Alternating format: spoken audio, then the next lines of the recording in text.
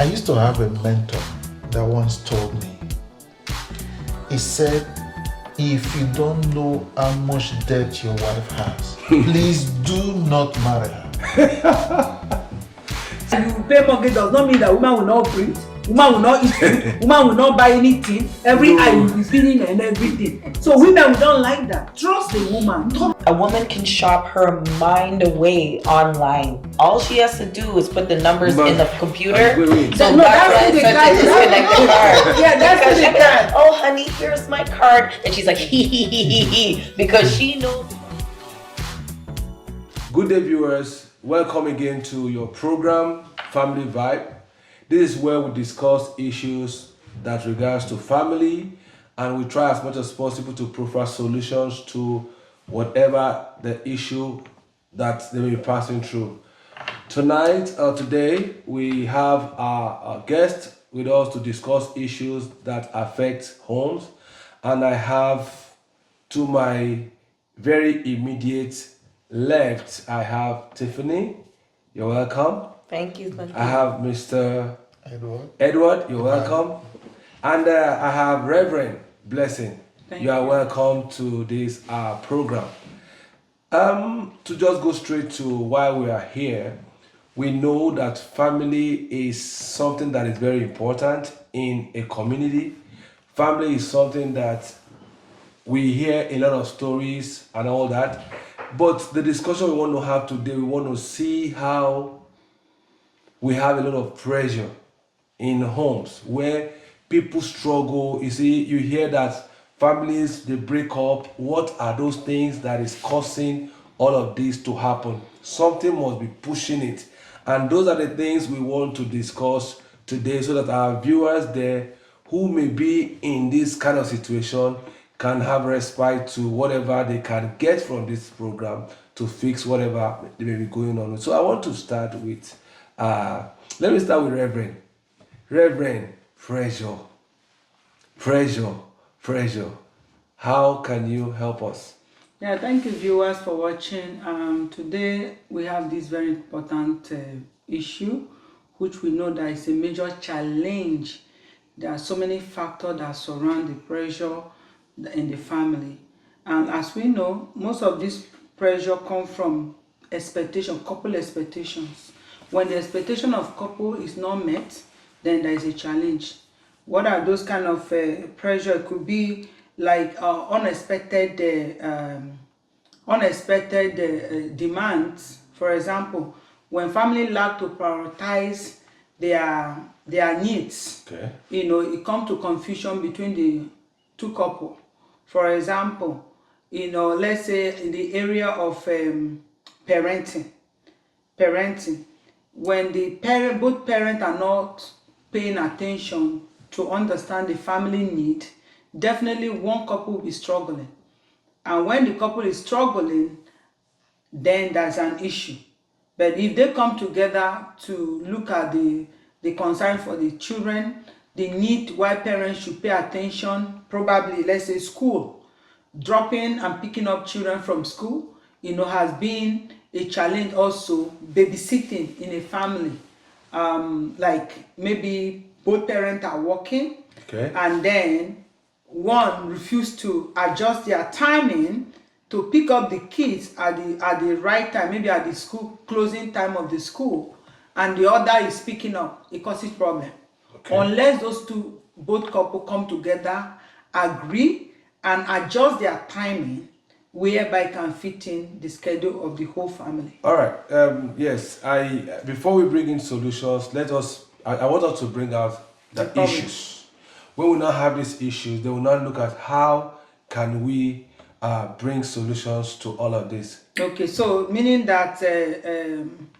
Yeah, you said, I've heard you clearly that there should be harmony in the assigned duties. Assignment of duty. So that there will not be, if one is doing more than the other, it's kind of affect. Good, so that's fine.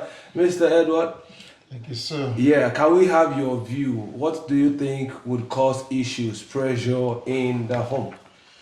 Thank you very much, sir. To the best of my knowledge, I know finance is a major part of issues in relationships. we happen to live in a society whereby you just almost cannot do anything without considering your financial state.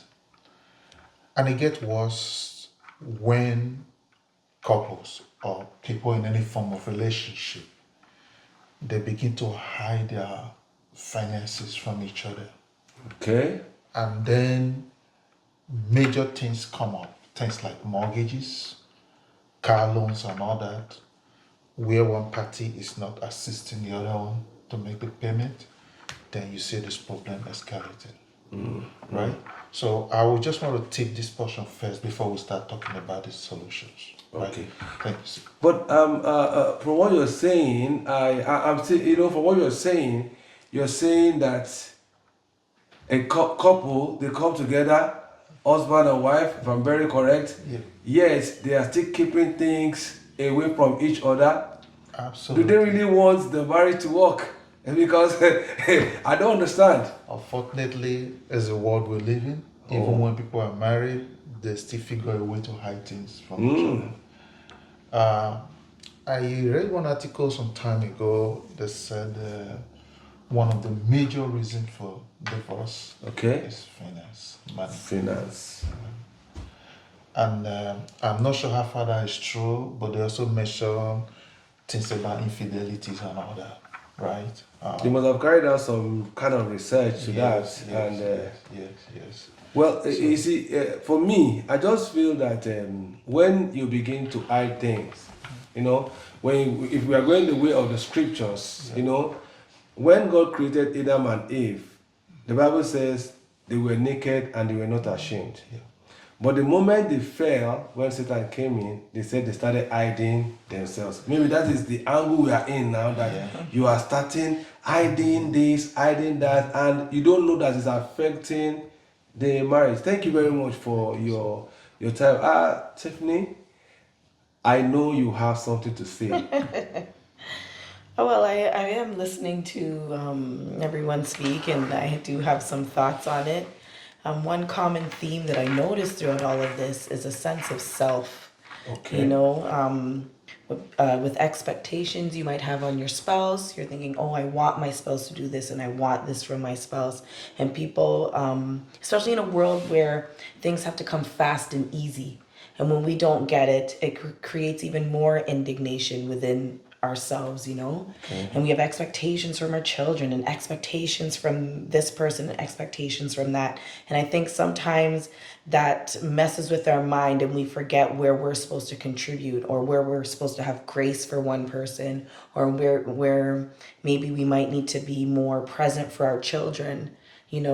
And because we're focused on what we want from others, we forget our own contributions to our own relationships. Oh, fantastic. So we are looking at, I'm taking two things out here: self and expectation. And I think Reverend too raised the issue of expectation. Right. Now, you are expecting so much from your partner, and you are not considering what your partner is passing through. You are expecting so much from the other person, and you are not contributing what you should contribute. Whereby, like he was saying, I know someone who has so much money, but still wants the husband to be bringing money.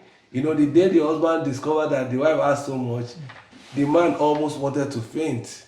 And Reverend, from what she has said, how do you manage these expectations that you are expecting every time expecting? How do you balance it in the home?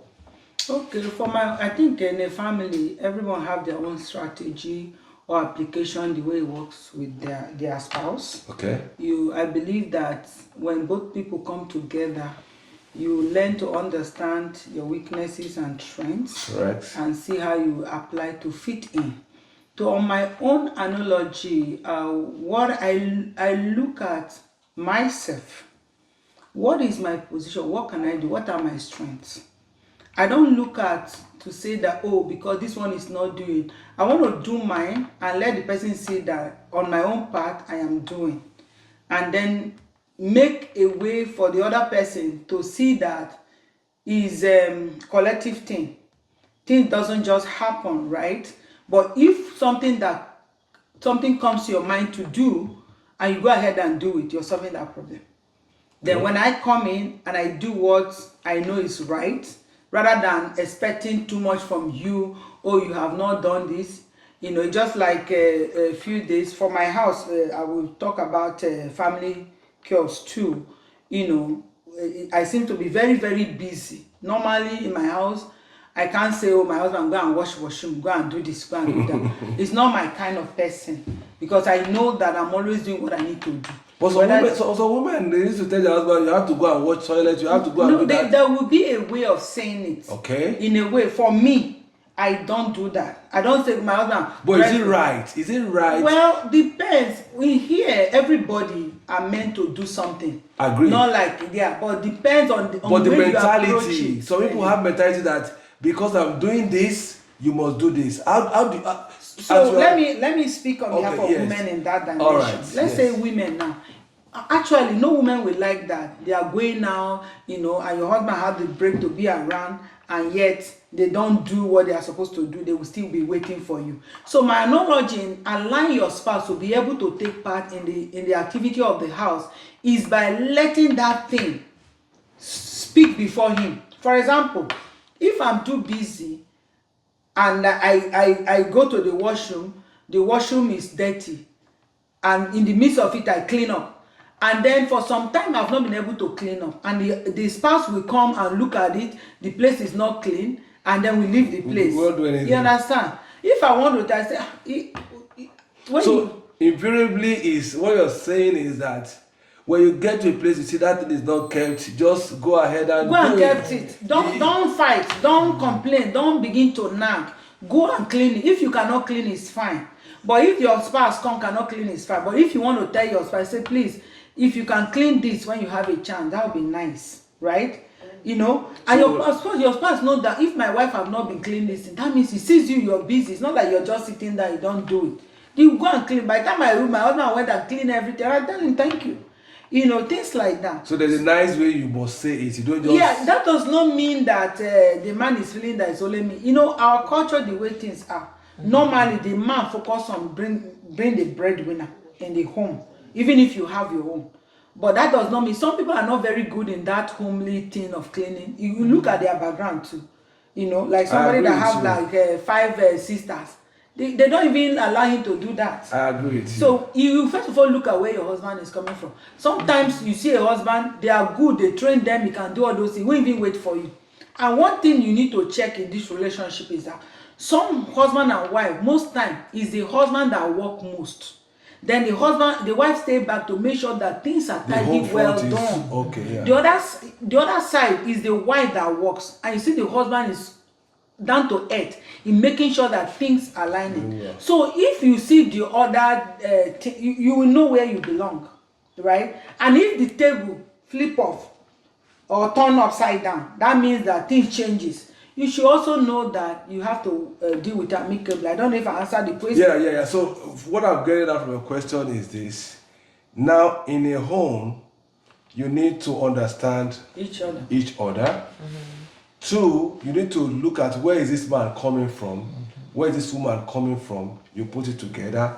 3, what I'm taking from what you are saying is also that as you are doing that, you don't need to, it should be, there's a way you have to come up to, you know, say what you want to say. You don't need to be authoritative in your saying. If I will get all what you're saying, you say it nicely. And not in a way special. A kind person is always a kind person. Good, no. A respectful person is always a respectful person. Our viewers are watching us. Now, some people don't know how to talk. I'm sorry to say this.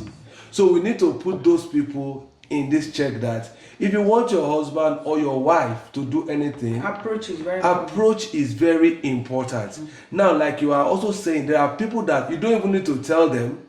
When they see it, they know that this is not correct. They don't need you to tell them, they just fix it. And that goes. And if I may correct that too, some husbands are very insultive to their wives. I've said it. That's what I said. So what I'm trying to say is that, like, if your husband knows that you're very busy and he knows that you are not able to do something, he has to understand with you. If there is any way they can help, let them help, not by criticizing and talking down into the wife as if the wife is dirty, the wife is this. It's not It's, vice it's versa yeah, too. yeah. It's not right. So I often tell people that if you live in a home today and you abuse your wife, you live in a home today, you call your wife all sort of names. I asked them, I said, if you were going to approach this woman then and you call these names, do you think the woman will follow you? Will the woman follow? Of course she won't follow. So how come you come in now and the next thing is you just calling all sort of names? That's not correct. Mr. Edward, I want to come to you. You said something that was critical, and that is on the issue of finance. The Bible says the love of money is the root of all evil. And yet you said that you need money to run everything. Yeah. How can we settle this in to a marriage that it will not cause us this problem? Thank you very much. Wow. The love of money is the root of all evil. The question is, how do you really love that money? Because if you don't love money, you won't go for it. I think the thing should be more phrased properly. I mean, the biblical sense is correct, I understand, but the way we take it, I think we should phrase it more properly than saying the way we love to use the money cannot be if it is the root of evil or not. Okay. Because without money, you can't pay your mortgage. You can't live a balanced life. You can't live a proper life, right? Yes. You still need the money. You see, the Bible also said that money answered all things. I know, but now is that the evil is what is killing the home? Yes. So how can we solve it? Thank you very much. So I think the very first way to start solving that evil is by, do I call it full disclosure? Oh, openness, oneness. Openness. Full transparency between couples. Because if, let's say a husband is taking the wife has XYZ and it's not happy, but she doesn't really have it, and she's not telling him, that assumption will start to create other evil, right? Correct. Vice versa, it comes the other way around, right? And if there is that full transparency, it is easier for families to plan. Particularly this time that, unfortunately, in this country, Canada, because of the crazy interest rate, people's expenses have gone ridiculously high. Without proper planning, you're going to see a lot of couples, which I see almost every day due to my profession, quarreling, anxiety, stress, all because they can't meet up, right? But when there is openness and proper planning, it will not completely eradicate every problem, but to bring down the pressure. The pressure will be lesser, it will be better controlled. Let me put it that way. What about financial literacy? Even if you're transparent, that can only get you so far. Now you both, you can see all the money you have, but if you don't know how to manage your money, you still might end up in the same position. Thank you. That is a very, very important point. I used to have a mentor that once told me, he said, if you don't know how much debt your wife has, please do not marry her. So you must disclose before you even go disclose because it led because there was a couple. A lady was to marry a guy. She have $80,000 debt. Oh my gosh, you fall in love now, you fall out of love now. You're like, oh, the man never knew anything about it. Wow. Now they got married. He now find out. In fact, most money they make goes into servicing that debt. Oh Look my at the God. crush on the family. In reality, disclosure. In fact, pull the credit. Find out what is going on. Pull it. I think that should be part of the counseling process if it's those that are Christians. Actually, I agree. You see, like you said, we're going to come back to Mr. Edo because there are some things that is bothering my mind which I really want us to discuss about. Well, viewers, sincerely, I just want us to understand that we are really discussing issues that causes pressure in homes. And from what Mr. Edo has said, full disclosure. And many of us, we just try as much as possible to keep things away from our spouses. Well, We want to go on a break. We'll soon be back. Just stay tuned as we come back. Thank you very much.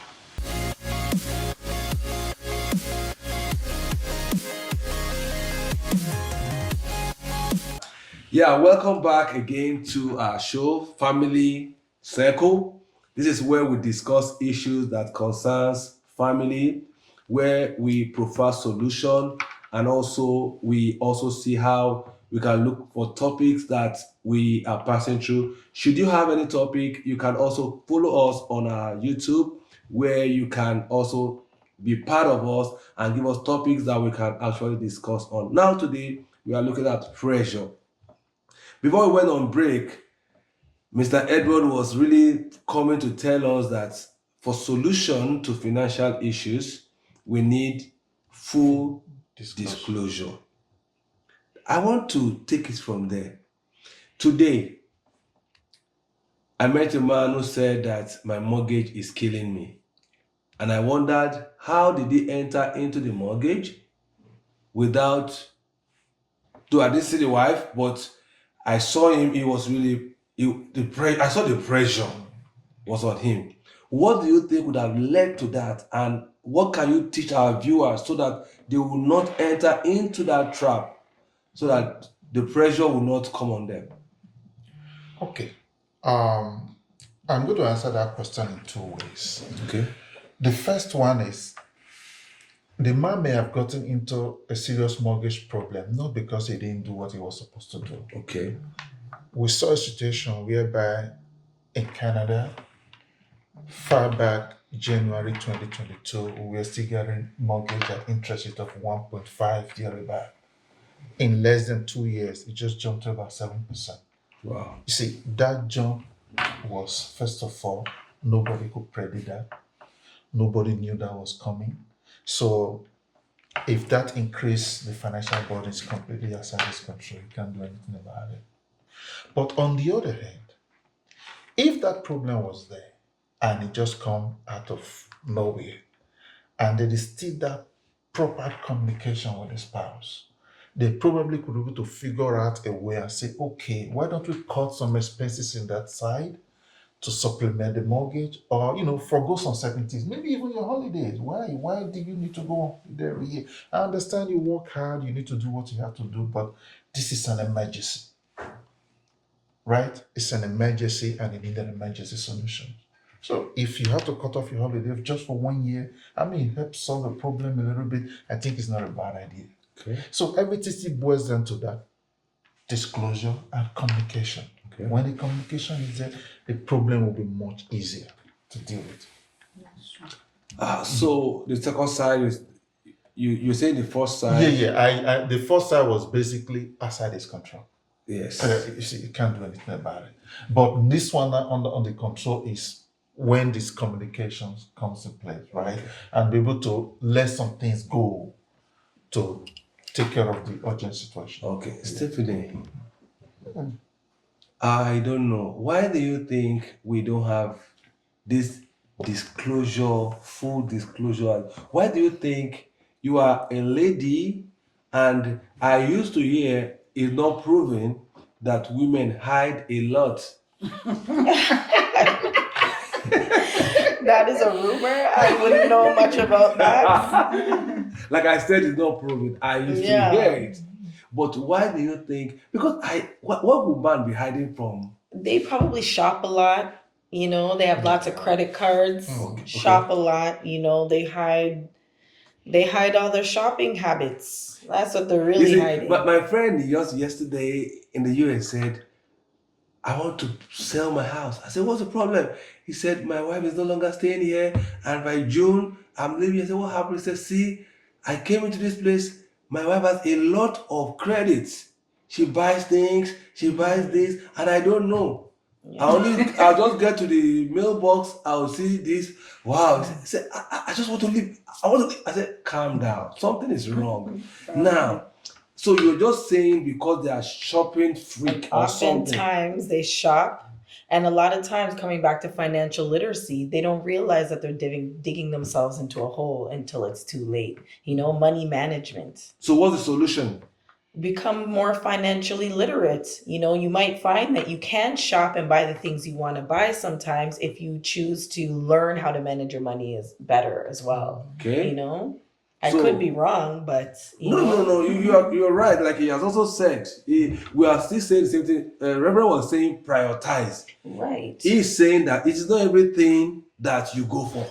Right. But if you're going to get married and you know you have a spouse and they trust you and you trust them and you wouldn't want them to lie to you, it might be a good idea to be honest, you know, and not make the decision for your spouse. Your spouse might want to work with you. They might not leave you for your debt.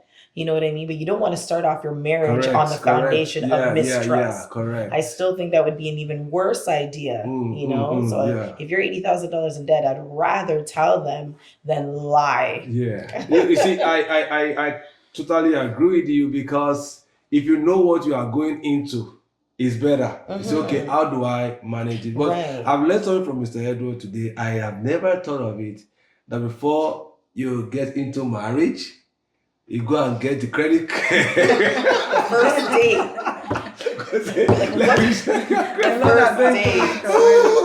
In fact, when I heard, wow. Yeah, I think I heard someone like that. Wow, too. it has never come The to person I is have delaying never. to get married to the lady because even her school debt Yeah. is excessive. Wow. And by the time she work and pay that debt, there's She has nothing no left. life, right?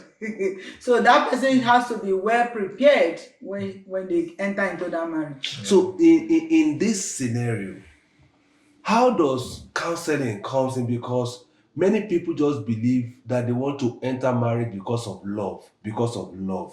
And when they enter, I say they fall in love. And when you fall in love, like I tell people, you're already falling. You can't stand up. You cannot be looking at those things. So you have to walk into love with your two eyes open. Yeah. So what is the role of counseling? Is counseling very important? Because I heard somebody say that, yes, we do counseling and yet we are still here. Then I believe maybe they were not counseled well, or they were counseled and they did not take to what. Well, I think it happens. There is nothing anybody can do. Okay. Like somebody that take a school loan, keep taking school loan, the thing will be piling. But I think that if you love a woman, doesn't matter the debt on her head, you should marry the debt and everything. But what if the woman, like Stephanie said, if the woman did not open up, Stephanie said, if a woman is not opening up because you love, don't you think that will, the trust of that love will be betrayed? I think that should be what the partner should know before they get married. Because either they've known before or they've been in a relationship before you get to marriage. So if they find out that it's good to go for them, but for me, in marriage is very important. Marriage is a very sweet place, to be honest. If you work with understanding, it's a place that you don't want to leave. And if you have a partner, in fact, you grew what you want to become. You work with your partner what you want to enjoy. It might not be in the initial stage, it might not be so palatable, but what do you see? Where do you want to be in the nearest future with your spouse? Okay. So you must build your trust, your value, we keep increasing. Okay. And your partner will get more relaxed and comfortable with you. At a point that your partner will want to take your phone, you are not going to be freaking like, oh, where do you want to take my phone? You are touching something else again. Yes, so you'll be so comfortable. No. I want us to look at that phone issue, because it's also a pressure. In marriage, yes. So, but when you build that trust, your openness, what do they call that? Transparency. Yeah. What are you worried about? Your partner can pick your this. You don't have nothing to hide. Yeah, no problem. Right? Yeah. The same in finance. If your partner money is your money, in fact, it's even sweeter. For me, you know why I love that? You go to bed, sleep peacefully, because you're not going to be worrying. This one be over expectant, because you already know what is on the table. Okay. Your partner know what is on the table. Then another level is to grow the trust that your partner know that before you spend money, you already know how the other thing will be taken care of. So he will not be, frightened when you buy anything and come home, because he trusts you that you are taking care of things, and he will go and sleep. If there's any need, you bring back to the partner, So- and then you discuss it. Mr. Edward, from what Reverend have said, how do you tame partners who are spends freak? I don't know how to put it. You see, there are some people you cannot. Shopaholic. They are okay, shopaholic. they Materialistic. they just you do everything, and you see that no, they must always. How do you? Because it's a pressure to let me put yourself in that shoe. That I'm the man, right? Yeah. I'm thinking of how to pay mortgage. I'm thinking of how to take care of houses, and money is slipping out from. But to be honest, stupid things, right? before you come, men are sometimes very excessive. How do you The mean? fact that you pay mortgage does not mean that woman will not breathe, woman will not eat food, woman will not buy anything. Every No. eye will be feeding and everything. So women, we don't like that. Trust the woman, trust the wife. Reverend, I have trusted you. Good. I've trusted. Pay attention. And nothing has failed yet. I have trusted you, right? But every time you kill my trust, because when I get to this place, 7,000 has gone. No, I don't support that one. So that is what I really want, because we are talking about the excessive aspect of it. Okay. Because some people are like that. You say, okay, let's come to as you are planning, They are sending money out. they have something in mind. Please, sir. Thank you very much, sir. Before I answer that question, I just want to quickly look at the portion first. We look at it. People usually say, oh, love, somebody you love, you marry, blah, blah, blah, blah, blah. I would say, as one of my mentors again told me a long time ago, he warned me, he said, listen, for a marriage to work, love should not even be the first thing. In fact, love is number 4. Wow, when he said that, I said, oh my God. I must have been living in a different universe. The first thing he mentioned, it says spiritual compatibility. Spiritual Compatibility. I love that. Number 1. Number 1. Mm. I'll come and break it down why those ones are number two. Yeah. Number 2, your goal in life. Your goal in life. If they are not compatible, there's going to be a problem. Correct. So the pressure comes from there too. Number 3, your families. Extended. Extended families. Number 4, love. You see? Love comes in number 4 position. Why? If these first 3 portions are not properly taken care of, the love will be chopped. The love will be chopped. So that is why you see people fall in love. And they fell fall out apart. of love.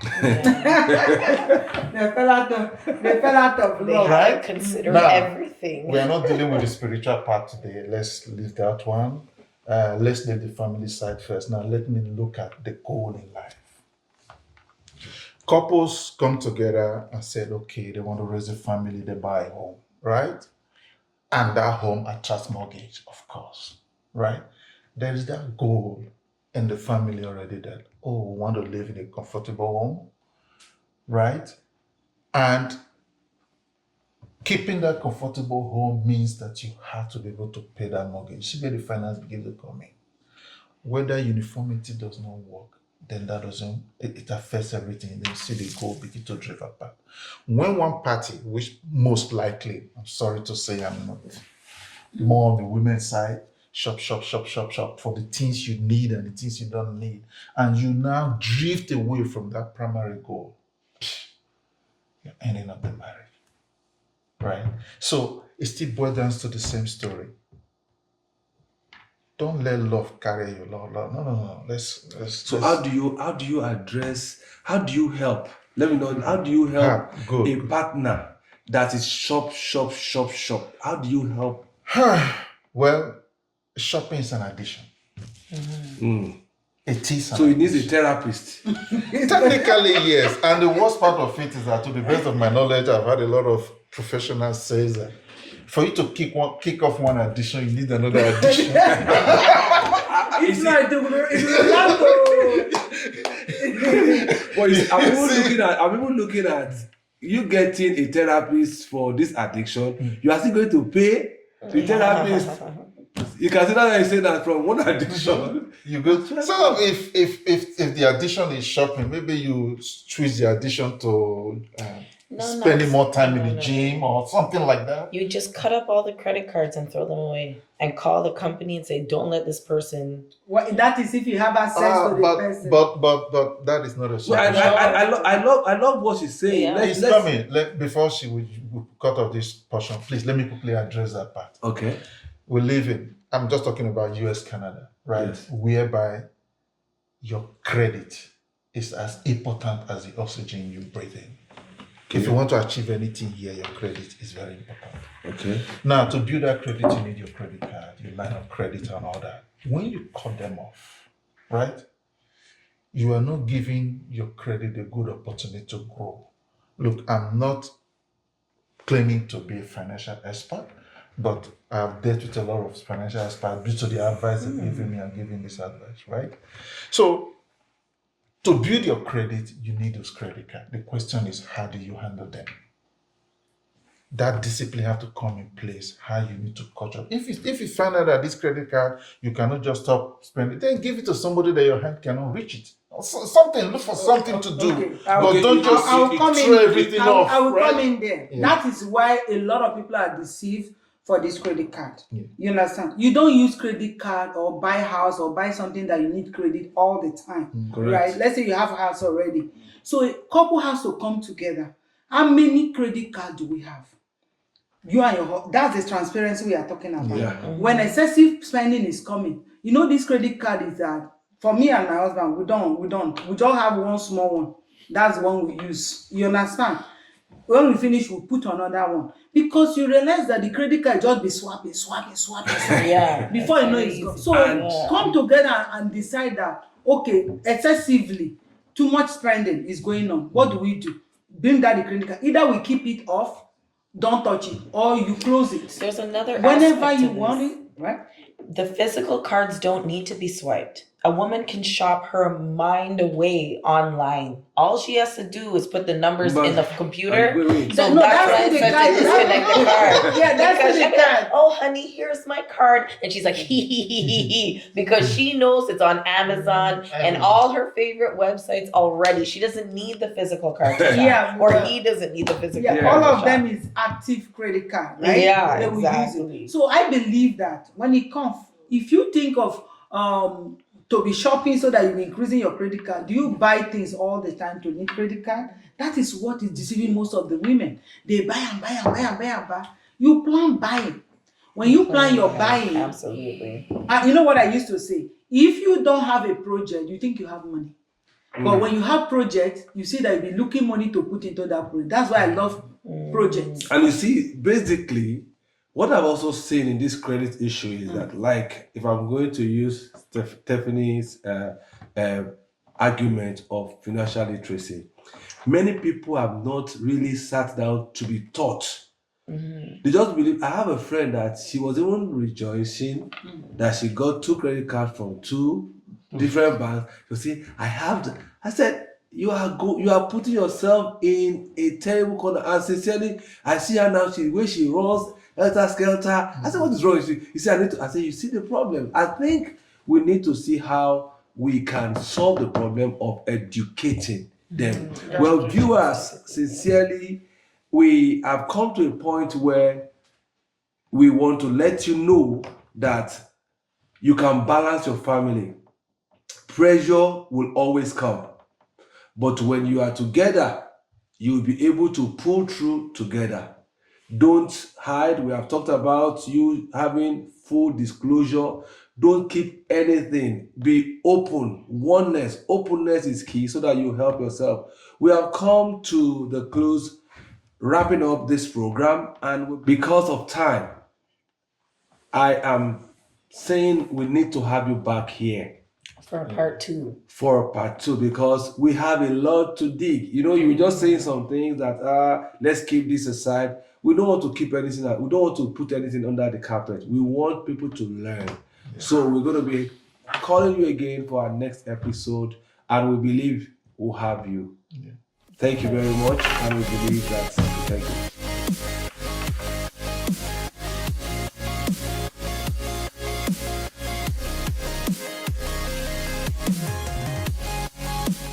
Thank you very much. Well, viewers at home, we want to also ask you to tune in next time. Visit our YouTube page, follow all our episodes, and whatever you have, if you have a question for us, please don't hesitate to send to us, because we will be answering your questions. And also, if you have any topic you want us to discuss, you can also send that to us. Thank you, and see you again.